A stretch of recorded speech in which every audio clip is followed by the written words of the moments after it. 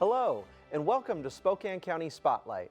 I'm your County Commissioner Josh Kerns, and my guest today is Rick Clark, founder of Spokane Quaranteam. Rick, welcome to the program. Thanks for having me. Yeah, absolutely. Before we get started, could you give our audience a little bit of background about yourself? Yeah, so I'm the founder and executive director of a local nonprofit called Giving Backpacks. I'm also a husband, a father, a grandfather. I'm a student at Gonzaga University. I'm in their Organizational Leadership Master's Program.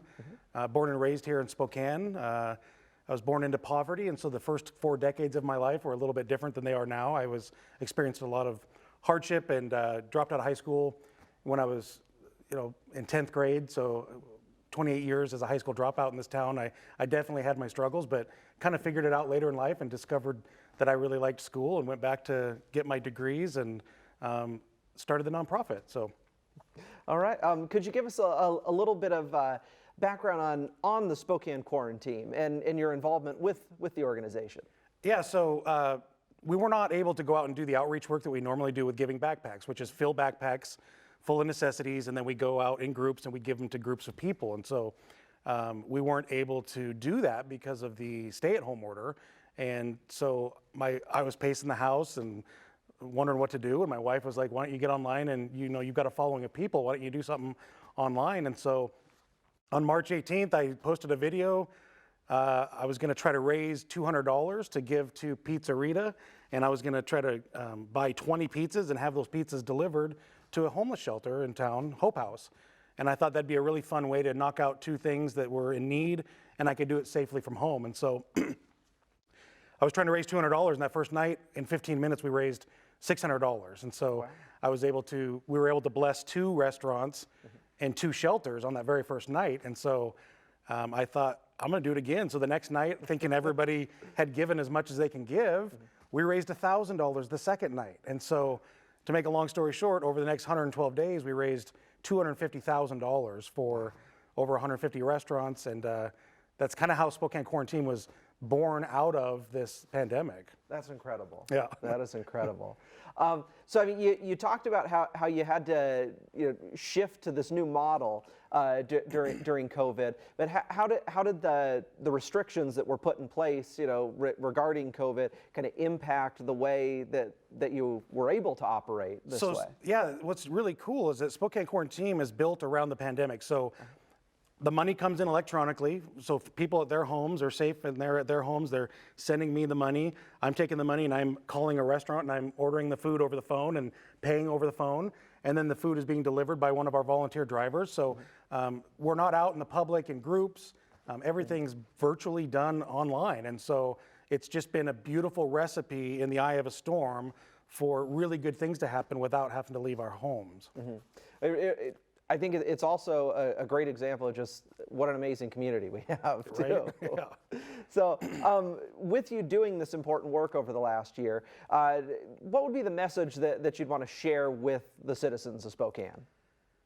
So, our news feeds and our TV and around the water cooler, we're kind of bombarded with a lot of sad and depressing and scary news, especially over the last year. And so my message to people is, for every one of those bad things that is happening, please know that there's dozens of good things happening that aren't necessarily being reported or talked about. And so I want people to know that, it's very easy to hear those stories and kind of start to isolate and start to stay home. And it's just better if I don't leave, it's better if I don't connect with people. And so my message is, no, we definitely need to be connecting with people.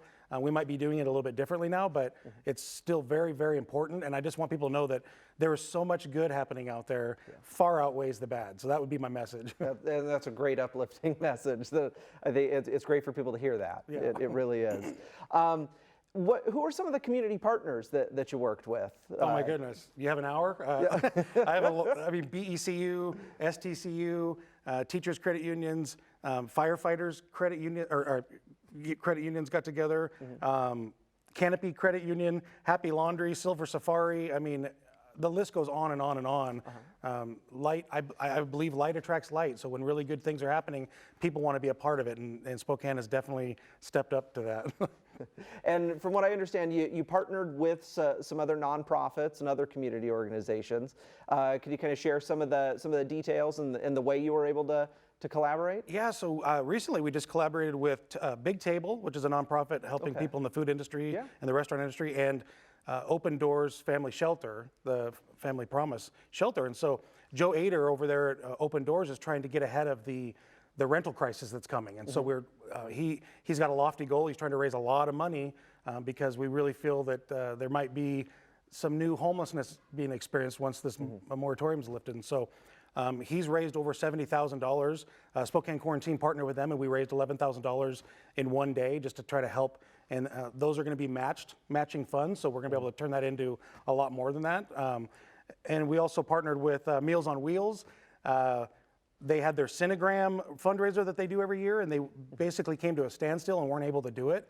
And so they reached out to Spokane Quaranteam, and we donated over $20,000 as a community, and they told us that was the fastest and most that they've ever garnered from one of these fundraisers. And so Volunteers of America, we've raised money for some of the programs that they're doing. SEC did a big fundraiser for their food pantry to help students that are experiencing food insecurities, and we raised $11,000 in just a couple days. So it's just amazing how much people are still giving 12 months later. Yeah, I mean, it's incredible. Like I said, I mean, another example that just goes to show what an incredible community it is that we live here, that we live in. Absolutely. And you pointed out so many things there. The concern about the rental moratorium, the eviction moratorium when that's lifted. You talked about the food insecurity. I mean, those are things that we've seen really come to light during the time of COVID, and we've just seen so many people, so many organizations step up and really just say, we're going to do something about it. Yeah, we're going to help people You out think there. about it, it's like a tidal wave coming your way, and you think there's no way to get cover, and then all of a sudden, thousands of people from the community step in and say, no, we've got this. And so Spokane Quaranteam, our chant is not on our watch. We're not going to let this happen. As long as we're breathing, we're not going to let this happen. And 30,000 plus people roll up their sleeves every day, and they want to know how they can help. And so it's my job to kind of find the places that need help and then rally my team, and we just go out there and do it. So it's been fun. That's incredible. That's incredible. So with the work that you've done with Spokane Quaranteam, have you received any support from local governments or other nonprofits out there? Yeah, we did get the Open Together nonprofit grant, which was $10,000 right out of the gate. So that helped really get us going, for sure. But other than that, we haven't really applied for many grants just because the community won't stop giving. They just keep stepping up. So we're just doing it. Well, and I can tell you those Open Together grants, that was funded through the CARES Act funding that came down, and so many businesses, so many nonprofits out there received that help.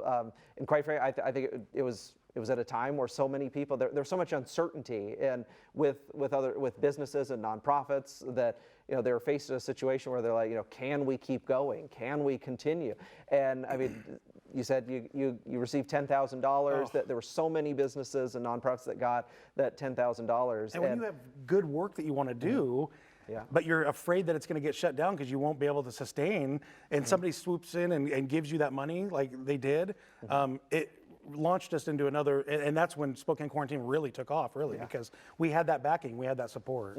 And you talked about when Quaranteam really took off, and we saw a lot of coverage in the media, throughout 2020. Were there any stories or any highlights that didn't get covered in the media that you'd like to share with us? Yes, and I would highly recommend anybody who isn't part of the page to go check it out, because it's happening daily. There's just a lot of behind the scenes stuff that just never made it out to in the big stories. Just friendships being made. There was two elderly ladies that went to the feeding events as strangers, and then they became friends as they were waiting in line for their meals. And now they get together every time that Spokane Quaranteam does something.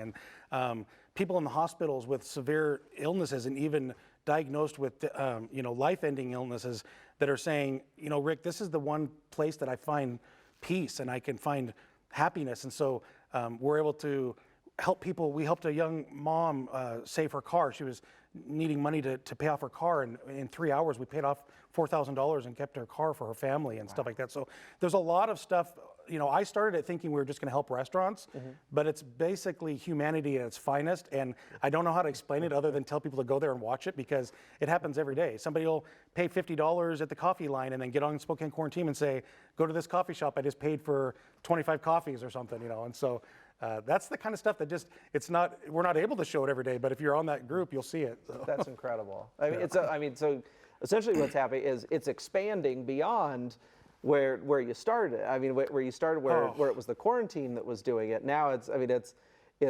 essentially a movement of community members doing it as well. I mean, absolutely. Wow. I mean, so just it's that ripple effect of positivity throughout the community. I cry a lot. And they're tears of joy. But every week there's some story of somebody that did something in a way that during a pandemic you just wouldn't think would happen. But we're doing things we're setting the stage for a quarantine started in Reno, Nevada, one in Sacramento, California. Wow. A lot of the local, Deer Park, Cheney, a lot of local areas are starting it in their towns because we've got our hands full. Spokane's a big city, so we're trying to do what we can. And so I'm encouraging other cities to do it. And there's some cities doing some big numbers out there. So it's kind of fun watching that ripple effect go across the country. That's incredible. I had no idea that it had expanded outside of our region. There's a guy in Australia that's getting ready to start one. So that's fantastic. And my message to them is don't try to tackle the world in one day. If you raise $100 in the first week, that's $100 more than you would have if you didn't do it. That's right. The message is just make it simple and just keep doing it. And light attracts light. People will be attracted to that. And then before long, you'll have a culture, a community of people that have shifted the way they think during a pandemic. That's incredible. That's fantastic. Yeah. Well, now I need to ask you, because you had a connection with Mike Rowe, the guy that most people know from the Dirty Jobs show. Yep. So I would love to hear that story, and I think our viewers would too. So going back to school at a later age, 44, and starting my nonprofit, it was a challenge, but it was also very exciting. And word got around somehow that I was doing this nonprofit while trying to go to college after being a high school dropout for so long. And so Mike Rowe and his group at Returning the Favor, it's a program where they go around the country and they document people that are doing good things in their community, and they surprise them with their own surprises. And so he surprised me literally by coming into one of my classrooms, one of my last debate classes at Gonzaga, sat down right next to me in class, and I could not believe what was happening. He paid off my tuition at Gonzaga. He gave me $70,000 worth of product for our backpacks, so socks and toiletries and deodorants and stuff like that. And then he flew out of town. It was like a one day. I spent the whole day with him. We had lunch. The most amazing, kind, smart, funny man I've ever met. And then he just flew away. And it kind of feels like it was a dream, really. that is incredible. Yeah. That's incredible. He does so much so much positive things throughout the entire country. That's an incredible story. And that gave us a pretty big following of new people in Spokane even. And so because of that time with Mike Rowe, it kind of grew this big group of people. And then when the pandemic hit, it was just the perfect timing to say, okay, let's do what Mike Rowe would want us to do. And he would be so proud of us right now doing what we're doing with Spokane Quaranteam, because we're just giving back as much as we can, That's what an amazing story that is. So with Spokane Quaranteam, what would you say that surprised you the most?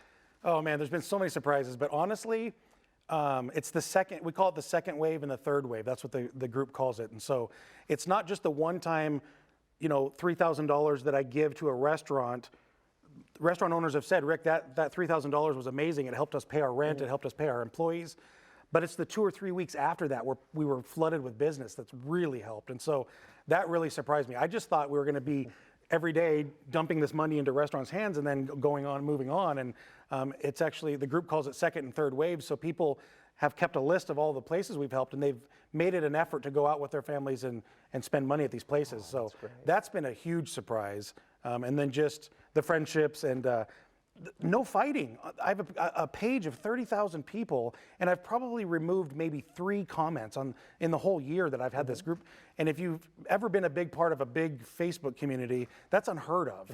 But people are showing so much grace and kindness in that group that was another surprise I wasn't expecting, was that people were going to really, really dig deep in themselves and say, I'm going to be patient. I'm going to give grace. I'm going to give people the benefit of the doubt. If I don't agree with what they're saying, I'm not going to annihilate them. I'm going to listen. And I love that. That means more to me than any amount of money, you know.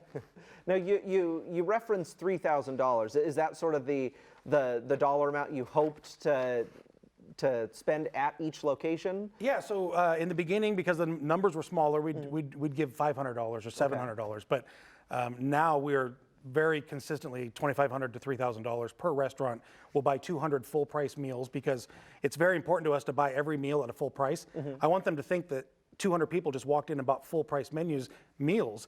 And so I literally get into arguments with owners because they're trying to give me free sodas or they try to throw, $200, take $200 off. And if they get too tricky, I'll just throw on a big tip. So I'll win in the end, but it's the point that we want to support them so much that we want to give their money, and they're not used to that. So they're just like, very, very humble, amazing group of people, these restaurant owners. Well, and also what's so amazing about that, when you talk about sort of how they wanted to help and their generosity, that's the industry that was hit the hardest. Well, I mean, when you look at hospitality and restaurants, I mean, they were the ones that really got hit hard. And they're the ones that their back is against the wall for the first time. They're the ones that do the fundraisers all year long and support the community and their employees. And they're not people that are actually ever in need of help. And so to talk to these owners and have tears and share tears with them because they don't know how to ask for help. And to be able to swoop in there and say, look, we got you this time. Like, let us do this for you because you take care of us all year long. That's been a pretty emotional experience just because they're not built like that. They're built different than us. They want to take care of it all, and I understand that. But right now they're experiencing things they've never experienced before. So, and I'm sorry if I missed, how many restaurants total? Now we're over $300,000 raised, and we're up to about 174 restaurants that we've helped. So that's incredible. And we have a good 100 or 200 more to go. So there's a lot of restaurants in Spokane. Yeah. Well, and I mean another great way to look at it too. It's not just the restaurant and it's not just the owner, but it's all the people that work there too. Yeah. It's the employees, it's the cooks, it's the front of the house staff, the back of the house staff, and their families that they're able to continue to help and support. And then partnering with people like Big Table, that's what they do all year, even when there was no pandemic. If you have a need and you work at a restaurant, they're going to help you fulfill that need, whether it be transportation or food or paying an electric bill. And so being able to partner with this new nonprofit that I wasn't even that aware of has just been beautiful. Well, if somebody wants to help, if somebody else wants to become a part of this and help out with Spokane Quaranteam, how do they do that? How can they sign up? How can they donate? Yeah, so right now the only way you can find us is on Facebook. So if you go to Facebook and type in Spokane Quaranteam, team is in teamwork, you're going to see us, and there's ways to get a hold of me through there.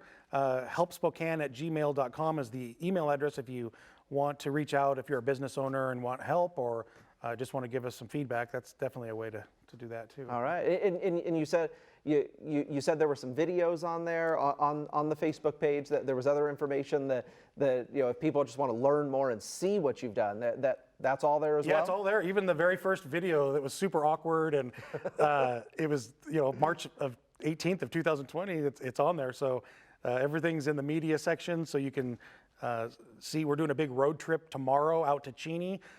500 or more cars are going to be driving out to Cheney to dump money on that entire community safely from our cars. Wow. We call it the Quaranteam Road Trip. We did it last month, and we dumped $14,000 on the honey company out in Newman Lake. So we even are trying to reach people that are having trouble that are outside of the area too. So. It's incredible. Yeah, it's fun. Sometimes I pinch myself. I can't believe I get to do this every day.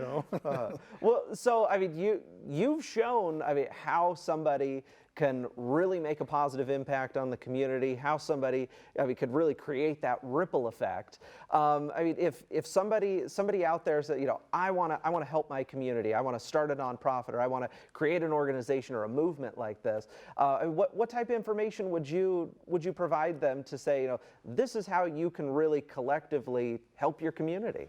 Oh man, that's a great question, and honestly, connection. It all comes back to connection. So as a person who's experienced homelessness myself, and I run my nonprofit which helps people that are experiencing homelessness, when you are disconnected from a community, whether it's because you're homeless or because you're stuck inside with COVID and you can't get out, when you watch the community go on around you and you're not a part of it, it can be the saddest thing to ever witness. And so I think it's our opportunity and our responsibility as a community to reach anybody who's not connected and bring them into the mix, whether it be with a conversation or as extreme as finding them housing and everything in between. You cannot go further than an idea or a thought without that connection piece. So if you are thinking of doing something, go out and connect with people. Make sure that it's something that can connect people with the community, and it'll be a hit. You know? So when you look back at everything that you've done with Spokane Quaranteam, is there one day, is there one moment that stands out as sort of that's the best memory you've got? I mean, you've shared examples of, you know, that first day, you know, not knowing how much you were going to raise. You talked about, you know, helping a family, you know, pay off their car. But I mean, which are huge. Is there one moment though that sticks out in your mind as like that's the one that you're always going to remember? There is, and I'm going to try not to get emotional because it just tugs at my heart every time I think about it. But there's a girl named Chloe, and she's 11, and she was stricken with some type of muscle disease, and she went from doing gymnastics to being stuck in a wheelchair. And during the pandemic, she turned 11. Her mom wrote me a letter and said that she was feeling suicidal, and I can't even imagine being an 11-year-old thinking that, you know, it's time to go. And so what she learned was that her daughter every night was watching Spokane Quaranteam, because we do a live video almost every night, and she was finding happiness in that. And so she literally said, Rick, I think Spokane Quaranteam saved my daughter because her attitude is better. We've been going to all the events. We've been cheering and waving at people that are part of Spokane Quaranteam, and that stopped me in my tracks because, like I said before, I thought that I was just helping restaurants survive and keep their doors open, but it's turned into a whole lot more than that. I mean, it's that ripple effect. Yeah. And it's people like you that make this place an amazing place to live. So, I mean, on behalf of myself, the county, everybody watch, I mean, thank you for everything you do for our community. Well, thank you. Yeah. I love it here. As you know, as we continue to move forward, what's the long-term strategy for Spokane Quaranteam? Well, like I said, it was going to be a temporary thing. I've got a lot going on with my master's program and my nonprofit, my family and stuff. And so I actually tried to taper it off, and the community said, no, we're not ready to do that yet. And so this is definitely a community-driven, community-steered movement. And so I cannot quit, you know. And so what's fun about it is I don't know what's next, because these guys have steered it in so many different directions, from helping restaurants to helping non-food related businesses to helping people pay their cars off and helping people keep their lights on. And it's just been really fun being a part of it. So now I feel like I'm in an airplane, and they're, you know, the whole team, we're both steering the plane. I'm trying to keep it on the tracks and keep it simple and dialed in, but they've got the mission that they want to do, and so I'm just kind of there to follow what they want to do. But it's definitely community driven, so we'll see. Yeah, okay. I don't think we're going to let you stop. No, I don't think so. So in our last few minutes here of our time together, any message you'd like to share with the viewers, or any final thoughts? Just like I said, light attracts light. Don't be afraid to jump in when you see something that is positive and uplifting. Don't be afraid of it. You know, we've spent a year being afraid, and we've spent a year with a lot of anxiety. And I definitely think that it's time to connect with each other. Even though we can't be in big groups, I want people to still go towards those things that are positive. So just remember, light attracts light, and just go for it. Don't be afraid. All right. Well, Rick, I'm sorry, but we are out of time today. I very much enjoyed today's discussion, and I know our viewers did too. But I'd like to thank my guest, Rick Clark from Spokane Quaranteam. As a reminder, today's video of the Spotlight can be accessed on the Spokane County homepage, as well as on the Spokane County YouTube channel. If you'd like to listen on the go, you can download Spokane County Spotlight as a podcast on either SoundCloud or iTunes apps. Just go to either of those apps and search Spokane County. I'm your County Commissioner Josh Kerns. Thank you for joining us today on Spokane County Spotlight.